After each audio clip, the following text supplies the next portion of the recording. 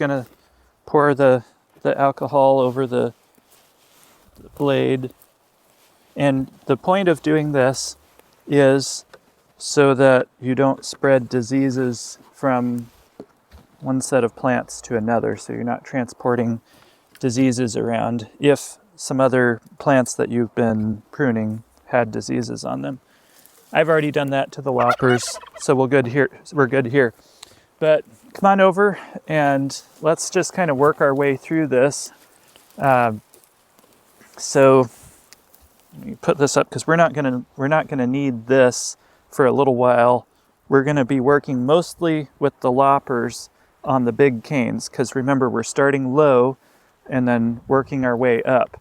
And so right now on this first pass, we're just looking for dead stuff. So this is definitely a dead cane here. And I should mention, when you're looking, because it is a little bit later than I'd like for pruning the blueberries. We should have done this probably a month or two earlier, but it's still okay because they haven't sprung out with leaves and everything. And what I'm looking for is the buds. The buds actually set the previous year, so you can get an idea of what's going to be happening the previous year. And so I'm looking for buds, and there's nothing on here. Also, it just breaks. This is just dead. It's just plumb dead. And what I'm talking about with buds, it's like over here. You're looking for the reddish colored stuff. That's the newer growth. And then these buds here are telling me that this is still alive. And so like the buds here, for instance, the big round buds, these are going to be blossoms that could set fruit. And then these little pointy ones down here are going to be leaves. So that's kind of the difference. These big ones up here are going to be blossoms, and these little bitty ones are going to be leaves. So that's a good thing to know. But this one's obviously alive. So that's kind of our first step, is being able to tell what's dead and what's alive. So this one is a trunk. It actually has kind of 3 canes coming out of the same place. This one is dead, this one is dead, and this one is dead. And so I'm going to go all the way down to the ground. You want to cut as close to the ground as you can, since these 3 are I guess these 2 are together and this one's separate. I'm going to cut this down as close as I can. I don't want to scrape other canes if I can help it, but off she goes. This is a painful thing to do. It's not quite as painful on the dead stuff. It gets more painful when you get into the live stuff. But it's kind of a necessary part of life. As I've been pruning, I've been thinking about our lives and how even the good stuff, sometimes you've got to eliminate some good stuff to make room for the best stuff. We'll get to that in a little bit here when we get to the live stuff. Then it's like, oh, do I really have to cut that? But necessary things. Okay, this one is completely dead, so we're going to take that as close to the ground as we can. It's a lot of philosophy of life in the farm. That one's still got some life in it. That doesn't mean we're going to keep it, but just on this first pass, we're not going to take it. This one is completely dead. I'm going to take that.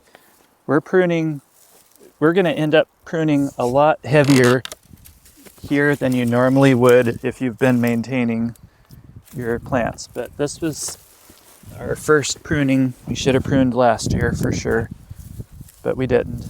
And when you're transplanting like this, you should really prune it where there's no blossoming or anything. That would be ideal, is to prune it back heavily right away. Okay, this one is dead, and that is completely dead, and these 2 are really close together.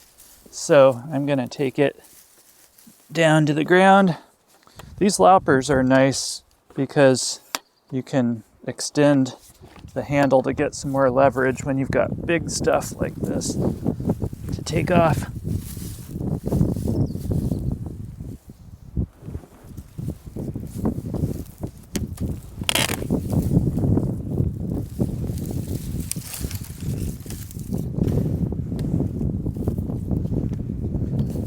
Okay, and we're already opening up some more space. You can see I could actually cut this a little closer now that I've made a little bit more room for myself.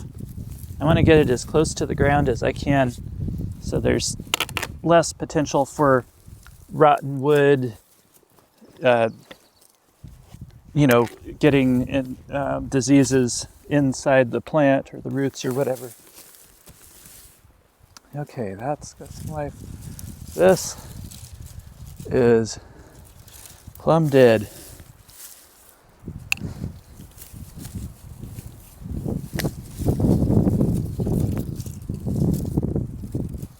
Which is a shame.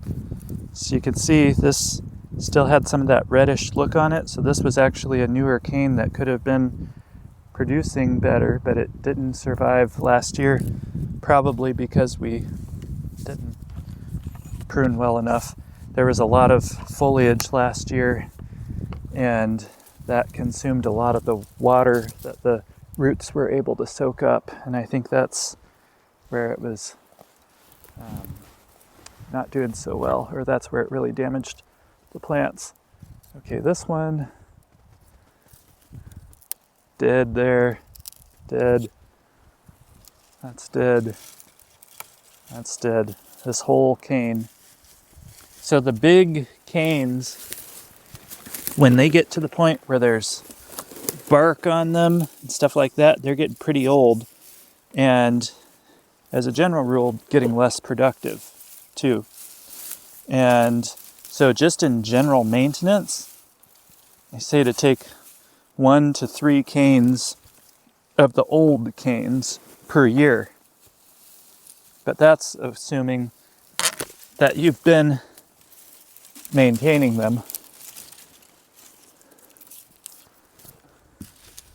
Okay. Now you can start to see, get rid of some of this grass here, and you can start to see that, yes, indeed, we do have some new canes springing up already, which is a good thing.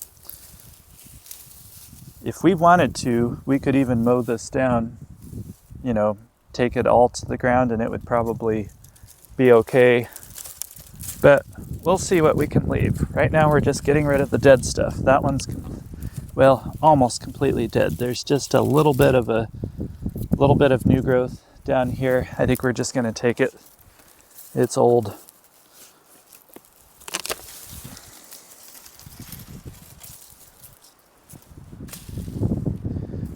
Okay, so that one has some good buds on it. We definitely are going to need to thin it out up above, but I'm inclined to maybe leave this one for now because we're pruning so heavily. If we had some other good newer stalks, then I might even take this one just because it's been here for a while and it's not going to be as productive. It's when you get this bramble of branches, that's indicative of having been here for 3 years or so, perhaps 2 or 3 years, and you don't get as many berries, and the berries aren't as big. You may get more berries actually, but they're not as big. They're small and not an ideal situation, but we'll see. We may end up leaving that one since we're cutting so heavily, so much else out, and we don't have a lot left here. Okay, so this one has a little bit of life left. You can see there's some buds here. This one branch here. And so some of the lower has, this branch here has a little bit. It's just not a lot. This is where it gets to be kind of the art part. It's like you're making some judgment calls here, and I'm kind of inclined to take this one because so much of it is dead, but we could potentially chop this off here. Maybe that's what I'll try, is chop this off here, take this part that has a lot of the dead stuff. This seems to be fairly alive, and let's see how it does. So when I'm not just chopping off a cane at the bottom, when I'm cutting a cane part way up, I'm going to go at like a 45 degree. So why don't you come around here and let's see how we do this. So what I'm doing here, and y'all may disagree with this cut. You let me know if you disagree with this, but I'm going to cut right here and take this part off. Yes, there is some live, but there's a lot of dead too. And this is mostly live here. This branch is dead, so we can chop that off too. But here's what I'm going to do. I'm not going to come in and do a square cut like this because that leaves a lot of dead wood down here that can rot. I'm going to do an angled cut like this, and I'm going to cut it right above where this branch takes off.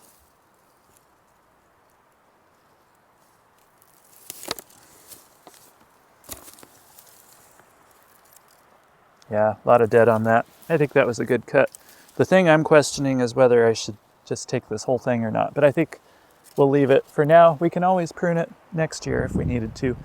And then for this one, we'll prune off the dead branch here. And I'm going to do that same angled cut, like so. Get it as close as you can. And we'll prune off some dead here also. Okay, so we've got the dead stalks out of the way. All of the stalks here have some life in them. So now it's a matter of deciding, are there any of these that do have some life in them that we're going to just go ahead and take anyway, or do we want to start doing the barber work here and cutting away? So I think,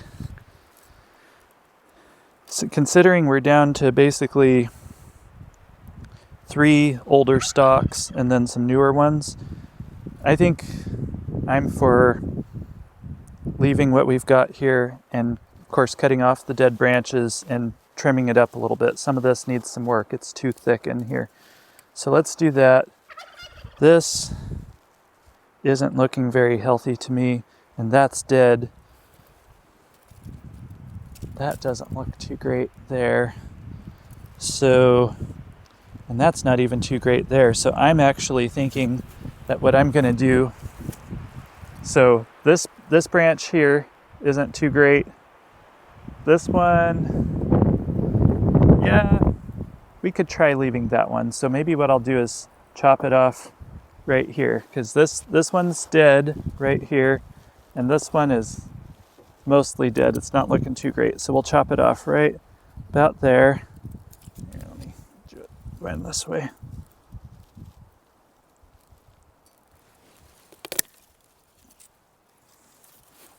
It's good to have a nice sharp pair of shears. These are older ones, been around a long time, but I sharpened them up and they're cutting good, nice clean cuts. Okay, so now we've got a dead branch there, just getting rid of some dead stuff. Here's one right here, that's dead. Cut that at an angle. That's mostly dead, so I think we'll get rid of that. And same here. So we're just kind of cleaning it up at this point. So on and so forth. Okay, so now we're going to turn our attention to up here on this branch. We've got a little dead up here that I'm going to get rid of. And then when it gets to be this bramble of branches, I'm going to need to take some. Still getting rid of some dead here. You can tell this bush has been struggling. It needed a haircut a long time ago. I'm glad that we don't die just because we need a haircut and we don't get one. Because I could sure use one right now. I heard that.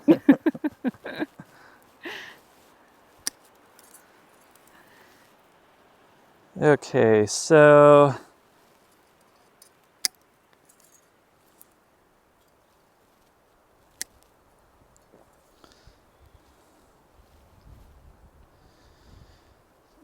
if we had some good new canes, new growth, so like you look here, this is new growth here where it's just a single cane with buds on it. This is the stuff that we really want to preserve. This up here where it's branching out a lot is the stuff that isn't as new. It can still be productive like this, but when it starts branching out too much and getting too thick and brambled, that's an indicator to us that it's getting older. There was a really good, I'm going to share a link to a presentation that University of North Carolina did on this that to me has been the most helpful thing on this topic of pruning blueberries and identifying what needs to go and what doesn't, and what's the new growth, what's the couple of years old, and what's the old stuff and all of that. And so we'll put a link to that in the description in case that's helpful to you, in case you want to get into the details. But this is my interpolation of that system, because there's a bunch of different ideas about how to prune, and that was the one that made the most sense to me. Okay, this is dead. That's a dead cane that I dead all the way down. Missed. There we go. Well, not quite all the way dead, but dead enough to go. And let's see, got some dead here.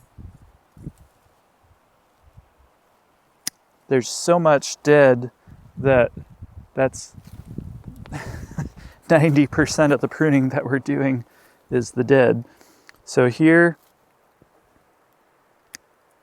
I'm getting rid of some dead, and then this tip is dead, so I'm going to cut at an angle. Let's see, where is it that I want it to take off? That's not looking too great there. So I think I'm going to have it take off maybe at this point.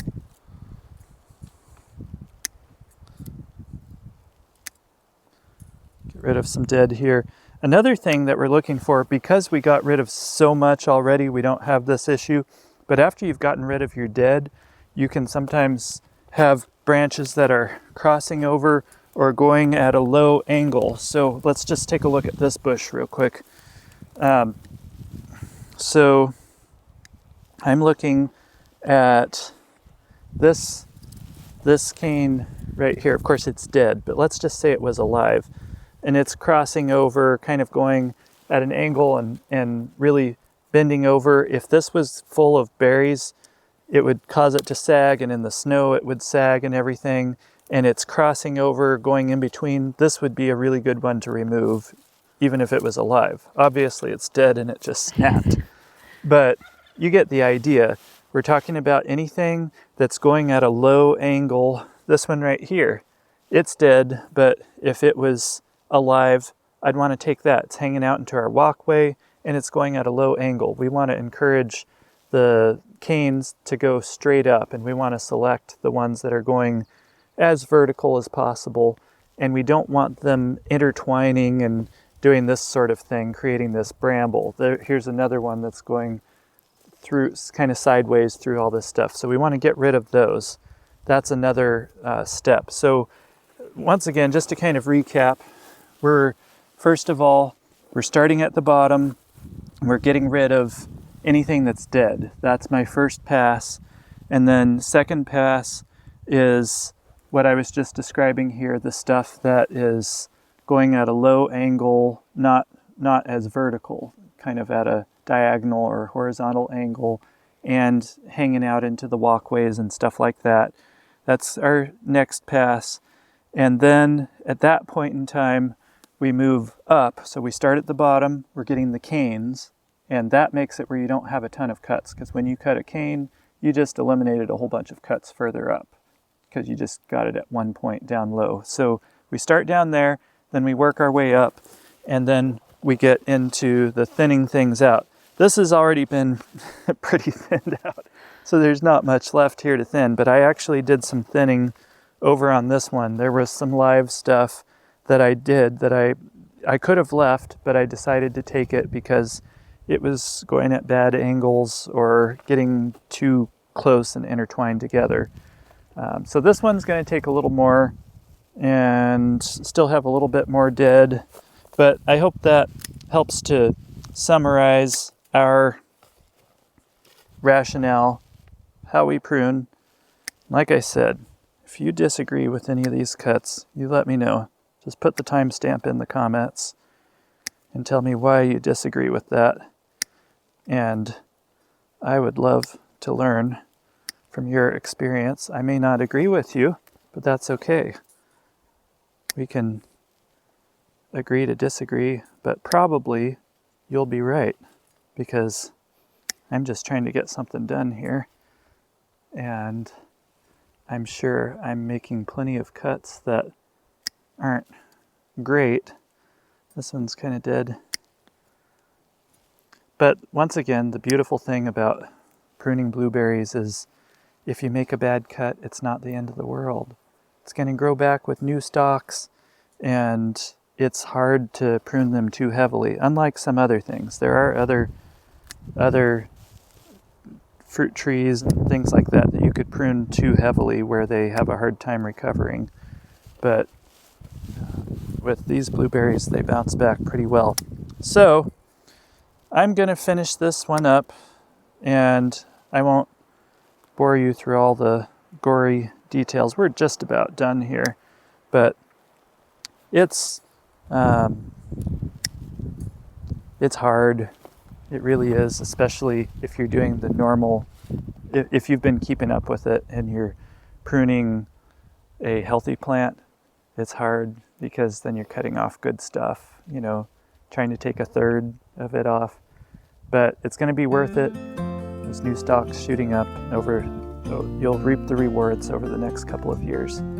So anyhow, I hope that's been helpful, and we'll have to check back in next year and show you how it's going with these that we just gave a haircut to. Maybe I'll have a haircut next time you see me too. Bye now. Bye.